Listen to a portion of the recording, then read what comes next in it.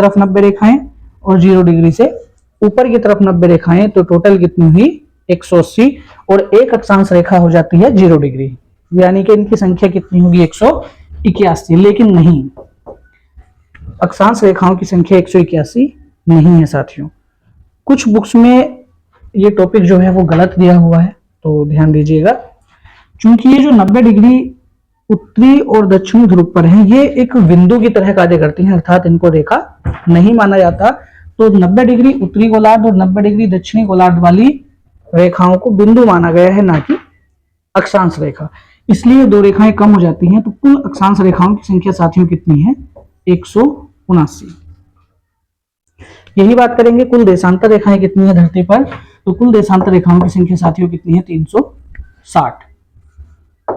कुल देशांतर रेखाओं की संख्या 360 होगी बच्चों।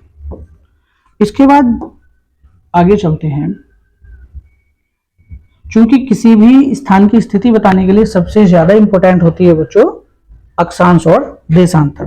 तो भारत की स्थिति अगर हम बात करेंगे तो भारत किस अक्षांश और देशांतर के बीच में पड़ता है, इसके विषय में हम लोग जानते हैं, क्योंकि कई बार ये क्वेश्चन आपके एग्जाम में पूछा जा चुका है। तो प्यारे साथियों, सबसे पहले अगर बात करेंगे भारत के उत्तरी हिस्से की, तो भारत का जो उत्तरी सिरा है वो भारत के किस राज्य है, केंद्र शासित प्रदेश से लगता है साथियों, वो लगता है आपका लद्दाख से।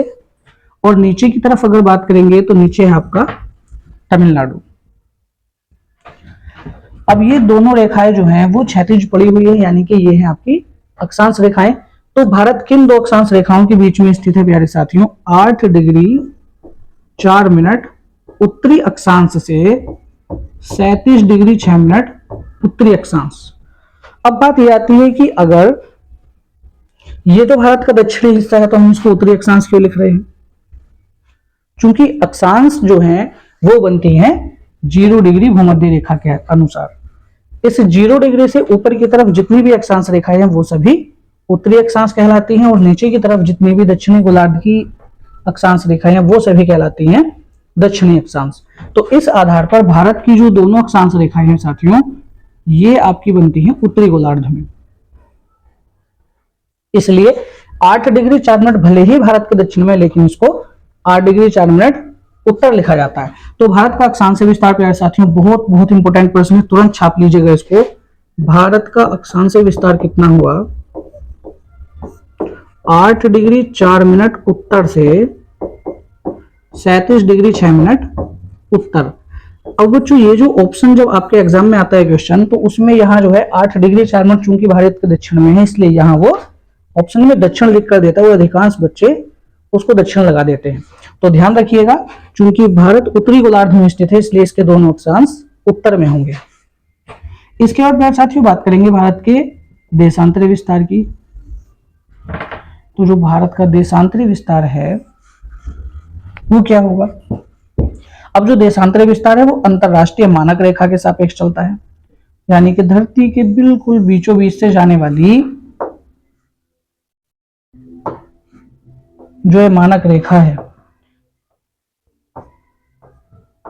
जिससे ब्रिटेन का समय लिया गया है साथियों, ठीक है। इसके हिसाब से धरती पर देखी जाती हैं देशांतर रेखाएं। इस मानक रेखा के पूरब की तरफ पड़ने वाली सभी देशांतर रेखाओं को पूर्वी देशांतर, और पश्चिमी गोलार्ध में पड़ने वाली सभी रेखाओं को पश्चिमी देशांतर के नाम से जाना जाता है। अब अगर हम देखते हैं भारत की स्थिति, तो भारत पड़ता है साथियों देशांतर के हिसाब से पूर्वी देशांतर में। तो इसलिए भारत का देशांतर विस्तार क्या होगा